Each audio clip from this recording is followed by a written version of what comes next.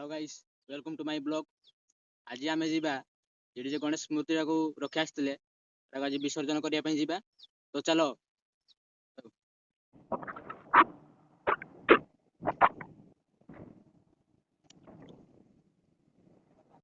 से जगह पहुंच जाइए गणेश मूर्ति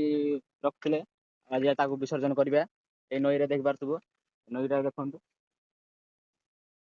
आसतु जे जगह मूर्ति रखते आसतु तो आम जो गणेश मूर्ति रखते से जगह पहुंची गले देख पारे आसतु आम गणेश मूर्ति रखू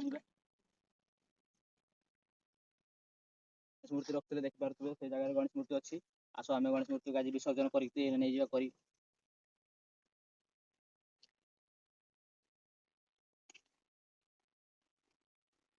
गणेश मूर्ति सौंडा नहीं सौंडा नहीं कहतु ये कहतु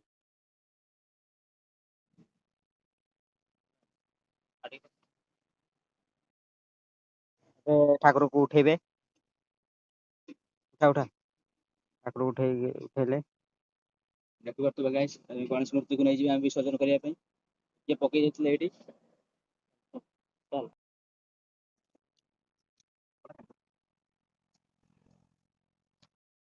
देखिए